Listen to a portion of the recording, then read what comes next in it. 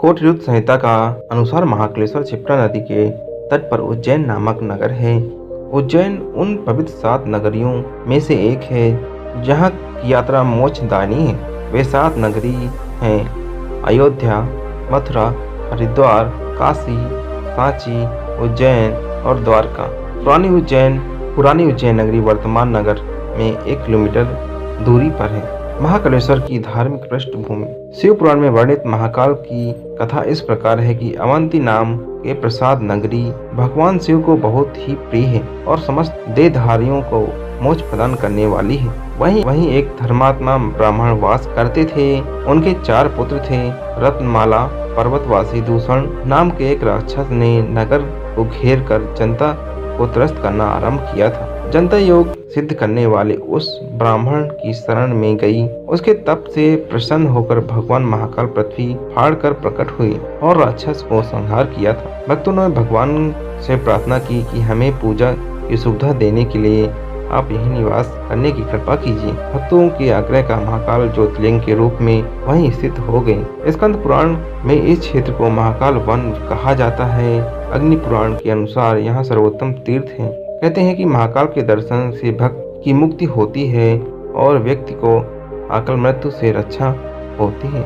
महाकालेश्वर का ऐतिहासिक एवं सांस्कृतिक महत्व। दोस्तों, मध्य प्रदेश में स्थित वर्तमान उज्जैन मालवा की राजधानी थी और इसे अवंती के नाम से भी पुकारा जाता था। स्कंद पुराण के अनुसार यह नगरी भिन्न भिन्न कल्पों में भिन्न नामों से जानी जाती थी। वे नाम कनकसुरंग, कुस्थली, अवंती, उज्जैनी, पद्मावती, कुमुदवती, अमरावती और विशाला। यह नगरी क्षिप्रा नदी के दाहिने तट पर स्थित है। भगवान बुद्ध के कला में उज्जैन मगध साम्राज्य की राजधानी राजगृह से दक्षिण प्रतिष्ठान अथवा पैठण जाने वाले मार्ग का प्रमुख विश्राम स्थल था।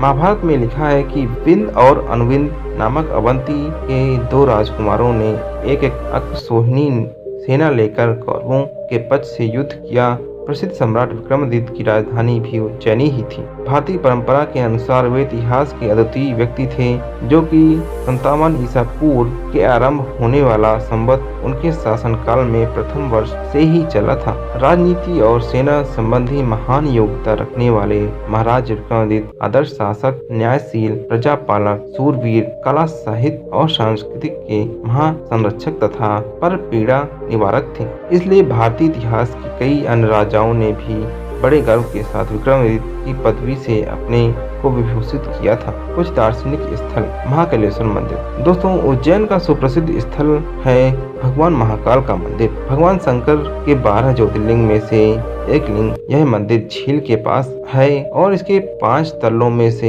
एक तल्ला मग्न है।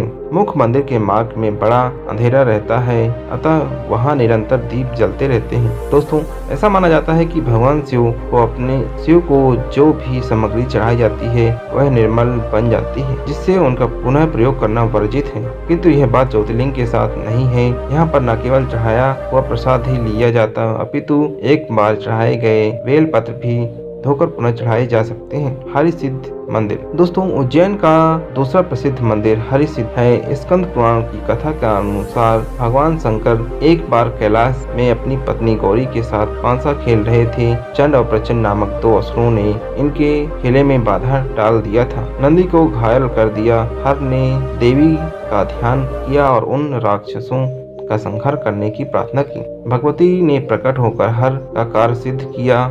इसी कारण इन्हें हरसिद्ध कहा जाता है। ये भगवती दुर्गा के 9 मुख्य स्वरूपों में से एक है। कहा जाता है कि हरसिद्ध सम्राट विक्रमादित्य की कुल देवी थी। तो दोस्तों, इस तरह के रहस्यमयी फैक्ट सुनने के लिए हमारे चैनल सब्सक्राइब कर लें, इस वीडियो को लाइक कर दें और बेल आइकन प्रेस कर लें ताकि नया अपडेट सबसे आगे आपको मिले। धन्यवाद।